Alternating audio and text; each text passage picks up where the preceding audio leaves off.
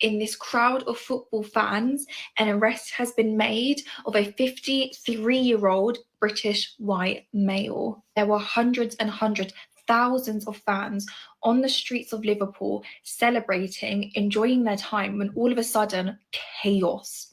It was pure chaos when this guy decided to drive his car directly into people. The police are not treating this incident as terrorist related. The Prime Minister, Keir Starmer, has come out with a statement saying the whole country stands with Liverpool after scenes of joy turned into utter horror and devastation on Monday night. Sleep talkers, yeah, y'all need to start sleeping by yourselves. My husband has upped the ante and went from sleep talking to sleep laughing. Wake up, bestie. What are we laughing at? Your happiness is next to you, afraid. I read this story yesterday, and yeah, I have to share it with you. My daughter used to sleepwalk. We would wake up at night and she would be silently standing at the door. I would say to her, "Sweetie, what's up?" And she would never respond. Once, as my wife and I were sleeping, we heard a stomp stomp. She went to the toilet and closed the door. We kept lying there and waiting for her to come back out. No sounds, no moves, nothing. It felt as if she had fallen asleep in the pot. My wife says, "Is she sleeping over there?" So I went to wake her up. I opened the door to the toilet and didn't find anyone.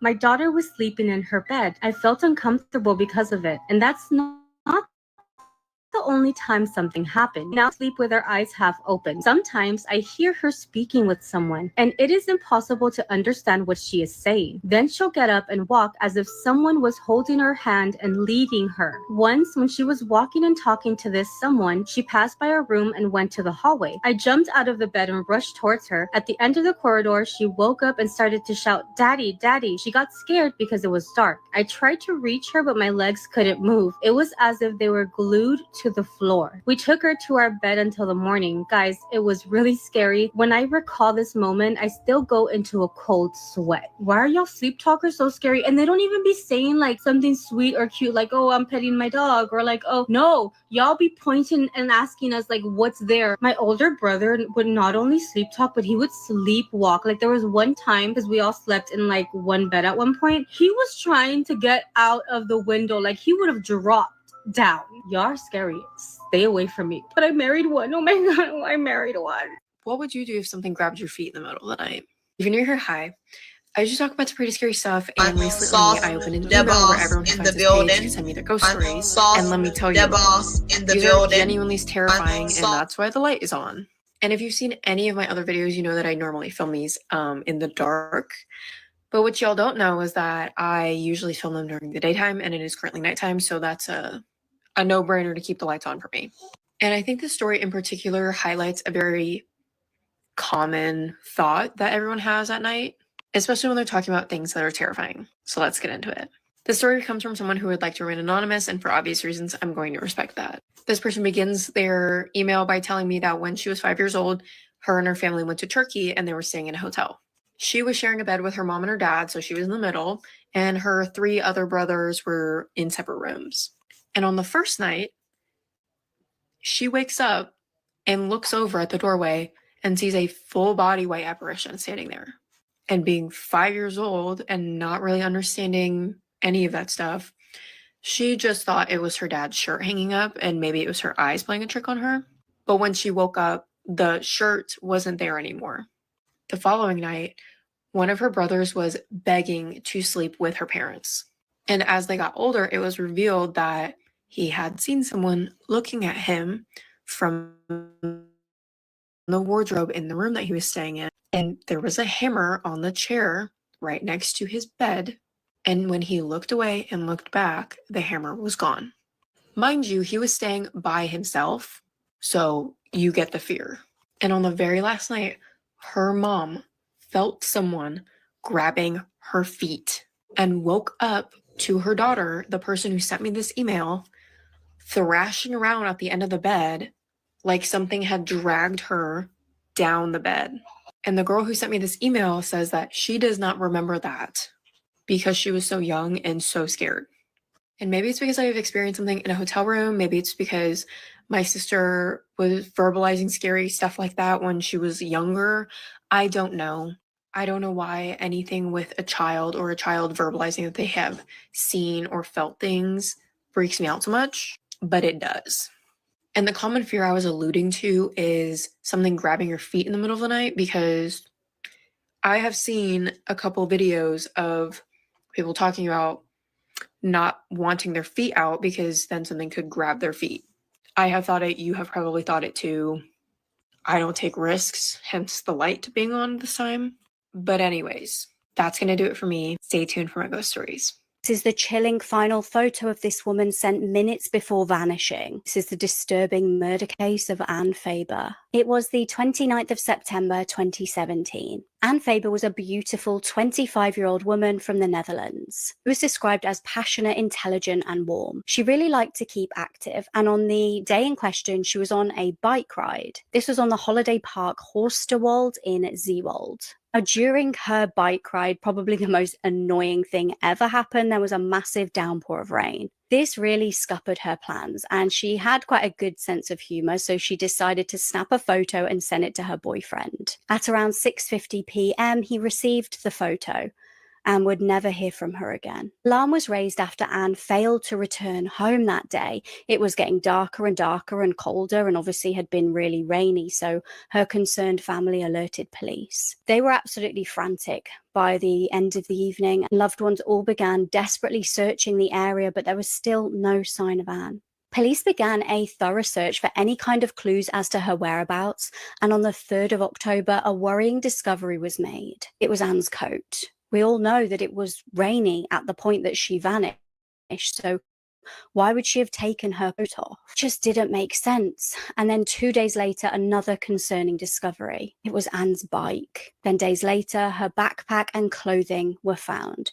Investigators really knew that the chances of finding her alive now were very slim. Anne had been missing for an agonizing 2 weeks when her body was finally discovered. She'd been murdered. Police sent her clothing off for DNA analysis and matched it to a 27-year-old man. This was Michael Ponhouse. Now, Michael was known in the area for being a convicted S-offender. He'd been held in a psychiatric institution in Den Dolder and was being prepared for his return to society. This was after a long prison sentence. He'd actually been sentenced to 12 years in prison in 2012 for R-ing 2 random teenage girls in 2010. Now, in the Netherlands, S-offenders receiving treatment at psychiatric facilities are required to have constant supervision outside of the facility. However, infuriatingly, due to some so-called privacy laws, Michael was allowed to withhold the fact that he'd been convicted of such a brutal crime. And for this reason, he was infuriatingly not seen as a threat to society. The facility actually allowed him to leave without supervision,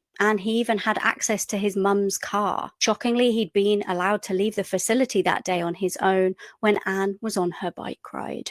Michael did admit to killing Anne, forcing her into the woods and SAing her before brutally ending her life. And shockingly, due to a legal loophole, it wasn't classed as murder. In the Netherlands, murder has to be defined as intentional or premeditated. And Michael basically argued that he only killed her when she screamed for help. Therefore, he was only convicted of qualified manslaughter and sentenced to 28 years. I finally found a story that I can actually relate to. I don't know if you guys saw the video that I made where I have beef with a ghost. Although the story is terrifying about you, and it's no one else like you. It's what they're getting. Positive vibes only. The bully. Shout out to King Saul's boss in the building.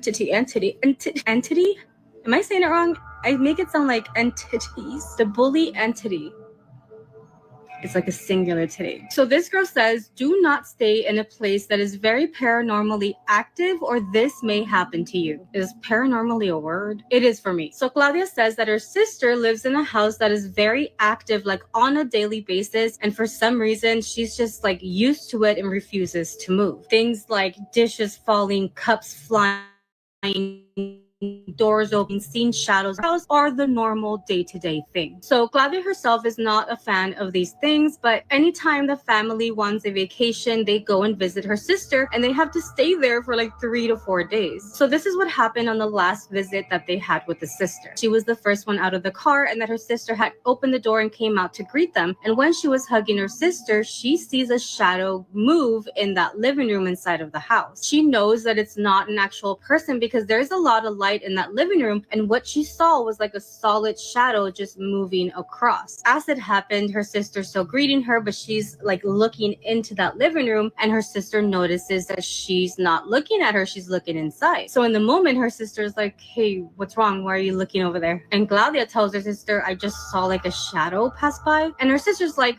oh yeah, it's the entity, the thing that I'm telling you that lives in the house. I also saw it whenever I was coming out because I saw the shadow go in the hallway. So Claudia tells her, how are you so calm? And the sister's like, oh, it's just things that happened every day at this house. So Claudia's like, well, what else happens here? Because obviously she's a little bit scared. And her sister tells her, well, you know, where things throw cups or dishes, the doors opening, sometimes we do hear voices. Oh, voices, no big deal. So Claudia's like, well, does it ever do anything bad, like to you guys? And the sister was like, well, if we don't piss it off, it doesn't. So now Claudia, being curious, is like, well, if you piss it off, what does it do? And the sister's like, well, it depends. If it only gets mad a little bit, maybe it'll just pull the blanket off of us at night when we're asleep. Sometimes it just moves the bed, or sometimes it'll talk in our ear so that we can wake up from our sleep. So after hearing that, Claudia's like, well, what if it gets really pissed off? And the sister was like, well, one time I asked it to leave the house, and that same night I woke up to something choking me. So Claudia, after hearing all of that, she's like, well, how can you live in a place like this? It doesn't seem like you get any peace. And her sister is like, oh, it's just everyday things. And she goes, no, it choked you. That's not an everyday thing. Claudia then says, have you not tried doing anything to get it out of your house? And her sister's like, no, why would we want to get rid of it? Why would we want it out of the house?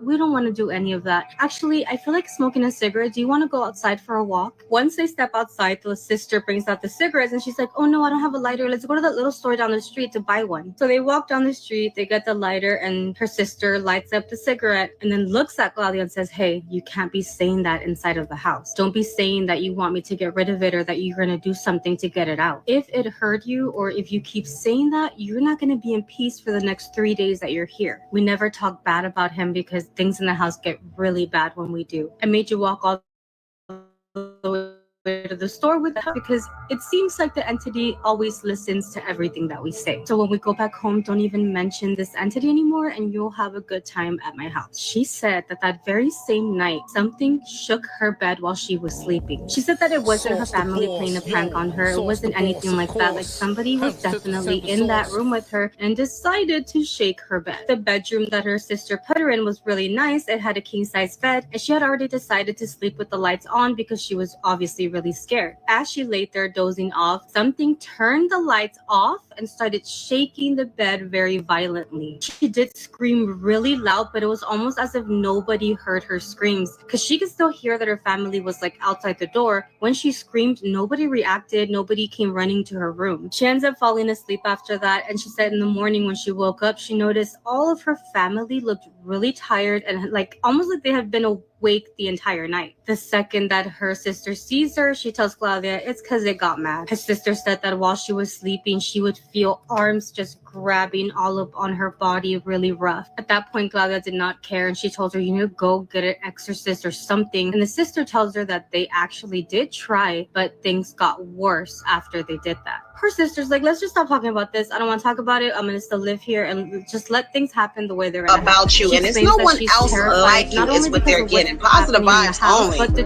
train of thought Shout out to King Saul's boss in the building. Continue to live there. And she has not moved. She still lives in that house with that entity. So what would you do if you were being bullied by the paranormal? I'm sure by now you guys have heard the story of the peeking wife, but if you haven't, buckle up. This one's scary. So the story is about a guy and his wife who've been married for 6 years, and he notices that she starts peeking at him. And at first, it's very playful, very like pranks, like boo type shit, and then it starts to get crazy. What's crazy is that he mentions that she is not into anything scary, anything horror, not even horror movies. So when she started acting this way, he was freaked out.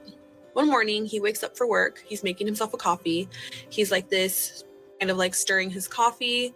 He looks up and notices that his wife is like, hello, just like peeking at him. And he freaks out, spills coffee everywhere. Like, what are you doing? They laughed about it. He went to work. And then she started doing it more often. The crazy thing is that she was doing it in very weird places. So he'd be chopping up some onions, getting dinner ready, and she'd be peeking from the side of the island or behind curtains. And one time she even stuffed herself in the trunk. The lid was closed, but it was this much open to where she was just like. On another occasion, he gets up in the middle of the night to get a drink of water. He's there living his best life, sipping his water. She's there peeking at him, of course. He freaks out. The scariest part is that she crawls backwards, like scurrying away because she had been caught. I'm sure this was traumatizing for him. So he was low-key upset with her. I'm sure he told her some shit. And it eventually stopped for like 2 weeks. Well, one night, they are relaxing on the couch, watching some TV, some Netflix. And he brings it up to her and he says, you know what? You haven't really been peeking at me. You haven't really been trying to scare me. She says, maybe I just got better at it. Hell no. And of course, as we all thought and figured it out, it started happening again. The only thing is that now it's not like pranky. She's not joking about it anymore. She's not laughing. She gets caught and then she's like, just walks away. Like, so weird. So one night he's in the shower, living his best life, taking a bath. He's washing his hair, shampoos in his face and everything. So he's washing his hair, he's rinsing it, and he hears a noise. He rinses his face, opens his eyes, and his wife is right there peeking. Scares him, of course, through the shower curtain. Her face, her hair, everything is drenched. And she's just like, no. Of course, he yells at her and he's like, can you get the fuck out? Like, really? Grow up. He finishes his shower. At this point, he's over it. He's over the whole situation. He gets out, he's changing, and he's literally contemplating, like, what do I do? Like, this is getting weird. I'm scared.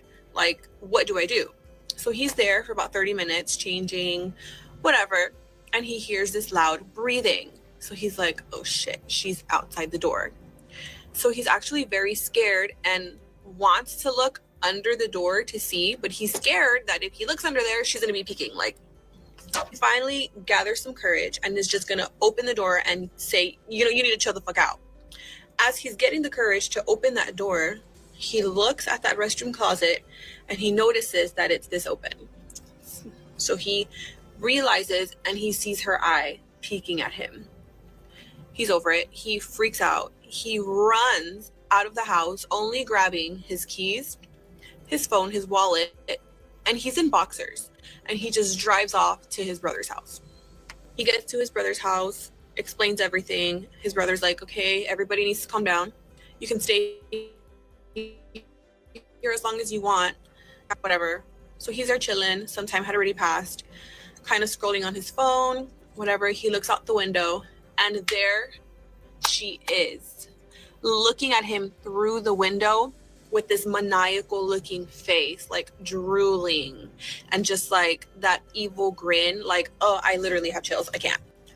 He calls her mom, explains what's going on. She wants nothing to do with it. A few days pass and he realizes, okay, I have to go home. I have to get some more clothes and we have to figure this out. So him and his brother go to the house. They open the door and this house is dark. It's in the middle of the day. The house is dark, the curtains are closed, and the house is trashed. Everything's broken, picture frames are broken, completely trashed. He doesn't even know she's home, but as he's going up the stairs into their bedroom so he can grab some clothes, he smells this nastiest smell of rot and decay coming from the bedroom. He walks in. The smell is coming from the bedroom, but he doesn't see anything because everything is trashed. Pictures everywhere, their wedding photos, like everything is everywhere. He just goes straight into the closet, grabs a pile of clothes. When he lifts that clothes, he sees that there's an eyeball in there, but it's a small eyeball. So he moves shit around, and there are so many eyeballs, but they're animals' eyeballs. These are animals that have been murdered. They're all like, the eyeballs are just all over the closet. His brother standing in the doorway, he starts freaking out. Like, okay, we gotta go. Like, you were not lying. This shit is scary. As he's trying to like get his brother to calm down, he hears that nasty and exciting breath. He looks under the bed, and there she is, peeking at him.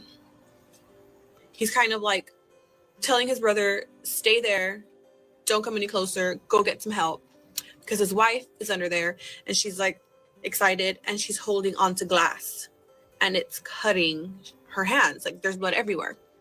Because that's his wife, and I'm sure he still loves her, he's trying to help her up. Like, honey, what is going on? Like, let's go get you some help. Let's call 911. Tries to help her out from under the bed, and she stabs him with that piece of glass. That was his definite breaking point. He ended up ending the whole thing, getting a divorce, and unfortunately, she ended up in a psychiatric hospital. I don't know what happened. He doesn't even know what happened. I guess one day she just lost it. But imagine having a seemingly normal marriage, and then something starting as a joke, completely derailing into this. That's on. This Who else, is man? scary. Sauce the boss, man. He dealt with a lot, because I would have been out of this motherfucker in 2.5. There was this woman named Molly. Now, Molly lived in Sarasota, Florida, and she said they had always wanted like their dream home, and they happened to find it, and they moved into this beautiful, nice home. And she said, you know, everything was normal, everything was great, until one night she was asleep in her bed, and she said all of a sudden she hears her daughter say, "Mommy, I'm cold." And she didn't really wake up. She had her eyes still closed, but she says to her daughter, "Well, if you're cold, get in bed with me and cover up." So she said she felt like this plop in the bed, and she felt someone get in the bed with her. She thought it was her daughter. Well, the next morning, she talks to her daughter, and she's like, "Hey, you know, like, I'm going to turn the heat up tonight so you're not cold." And she goes, "What do you mean, Mommy?" And she goes, "Well, you came in my room last night and said you were cold and you slept with me." And she goes, "No, I slept in my room, Mommy. Like, I don't know what you're talking about." And she goes, "Well, you must have not remembered."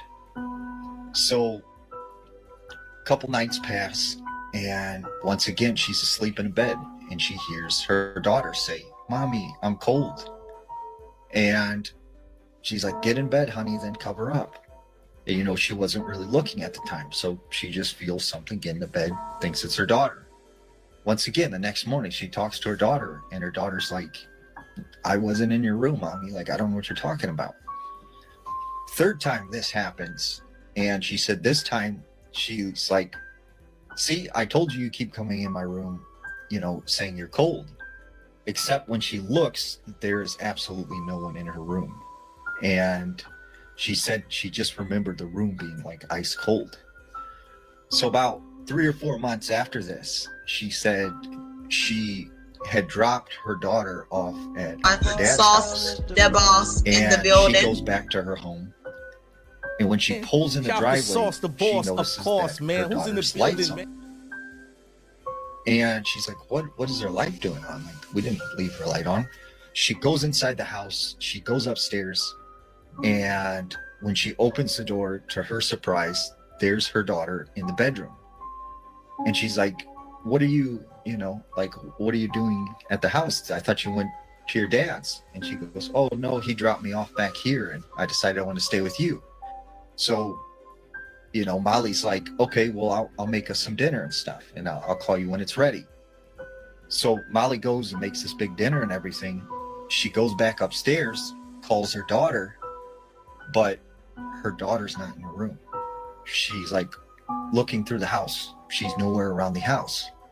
So she calls up the girl's dad, And the dad's like, what are you talking about? Like, our daughter's with me. Like, you dropped her off. Don't you remember? And she said, like, right in that moment, she had gotten in her car and was like driving over to his house. She turns around, goes back to the house. And she said, when she looked up in her daughter's room, there was a girl that looked just like her daughter staring out the window. These are 10 haunted places that I would like to visit. So starting off strong with the Villisca Axe Murder House at my number 1. Today is actually the anniversary of the murders themselves, June 10th. I just think this is a super doable trip for me because it's in Villisca, Iowa. I live in the Midwest. It's definitely a day trip kind of thing for me as well. My brother went there for his high school graduation. He confirms that it is definitely haunted and it's not oversaturated with people trying to get a glimpse at their first paranormal experience. So it's definitely out of the way for a lot of people, but not busy enough where it would make me anxious. So that's number 1. Number 2, the Goldfield Hotel in Nevada. I have wanted to visit this place ever since the Ghost Adventures episode came out about it. I've always had an affinity for that place. I don't know what it is. I think it's super interesting. I like the story behind it. And again, I don't think it's oversaturated with people that are going to go see that place, as opposed to the Queen Mary, which is on my list. About you, and it's no one else like you is what they're getting. Positive vibes only. So number 3 on my list. Shout out to King Saul's boss and the I understand I'm gonna get a flood of comments saying that is so basic. You just said that you wouldn't include anything basic on your list, especially that high up. Tell me one other place that has a turnover rate where people go in non-believers and come out believers. We have so many large creators on this app on YouTube that have said that that was their first paranormal experience, and I'm here for it. I've never experienced poltergeist activity, and that is why it's so high up on my list, is because I think I have a good chance at seeing something move, open, whatever. It's my dog. So number 4 is the Conjuring House. This is obviously, again, a very basic decision on my part. However, anyone who knows me knows I love the Conjuring movies. Anyone who knows me knows I have an affinity for the Warrens. Say what you want about them. That house is indefinitely haunted. Can't change my mind. And I'm trying to see what's up in the house. Although I know some malevolent ass spirits live there, and I'm not down with the demons. I'm not down with the jig on the evil spirits, okay? I've had my fair share. So number 5 is the Island of the Dolls, La Isla de las Muñecas in Mexico City. This was probably one of my very first real obsessions with something haunted, specifically because of BuzzFeed Unsolved when they were first starting out and because they were so raw with the camera. And they both undeniably were like, I don't know what's there, but something's there. And when you think about it, the curation of all of those dolls for the sole purpose of trying to ease a spirit that may be uneasy because they passed away there would conjure something, I'm not sure what. Number 6, anywhere in New Orleans. I genuinely think that I don't really need to explain it other than New Orleans is a very culturally rich atmosphere that has a lot of origins in the paranormal world, specifically voodoo and black magic. That is just undeniable. They have kick-ass food, kick-ass music, and kick-ass culture. Like, need I must say more. So the rest of my list is very basic, and number 7 is Eastern State Pen. All I'm going to say about this place is that it would probably put me into an irreversible coma. I just don't like large spaces because I don't have anywhere to hide. And the fact that it has just such a very rich background, I don't know how else to say that. It just makes me uncomfy even reading about it. So if I were in person, I would probably pass out. So number 8 on my list is a little controversial, and I know some people are going to get pretty fired up about it.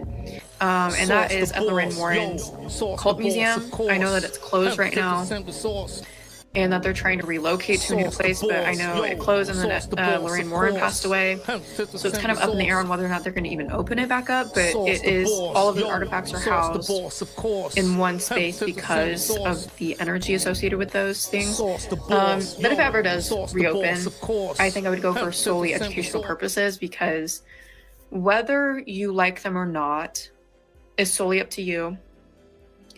But I don't think we can really deny My the fact life, that son. they have Sauce the revolutionized. boss. It's his birthday. Everybody wish him happy birthday. Oh, this is big right here, y'all. Everybody wish Sauce, the official boss. Oh man, Happy we're back birthday, once again. man. Let's go. You know, it's a Let's see it in the beautiful timeline. If you feeling down, just get you a I like bag to- of that. Just light up. I like to wish Can't find Sauce. you, Mr. Head Can't greet him with two, only the third eye. Killer vision, PSER. I like to Grand wish Hospital. Let Sauce me the on the track. boss Accidents to a happy birthday. Conscious, unconscious. I like to Flow give a big riding shout on out to my Ashley train. Gordon. Denzel, Somebody say Ashley Gordon. unstoppable. Charlie Fields. Albert Einstein. Imagination is more important than knowledge, therefore I'm flying. I like off how the that tracks. sounds, man. Extraterrestrial blunt, I got it on my I like to give a big happy birthday to, Sauce the They boss. fear what they don't understand. I forgive Feel like them 'cause we they in don't the really rooftop know or no something, you know what I better. mean? Hope let them walk on water. I'm dancing I like to in give the a big middle. shout out to Benny Chapo, Ocean with a polo sweater. the official How capo. bad do you want success? I was holding my breath unconsciously. Shout out to Sauce the conscious boss, me man. woke Happy up and came birthday. up for Happy air. I birthday. turned 136 into the bomb, but ain't We gon' fancy quit. but chopped. I guarantee them in the Shit. dreams. Fight miss, Mr. Clean. Dirty talk, come shots, Break it Listerine. down. The devil trying to catch me slipping. Call me but my Megatron third eye Ron. only I see when I don't look. 40 rolling out the ground. What are you talking about? Pressure coming, they put you up. Really being held captive. Okay? It is a hostage.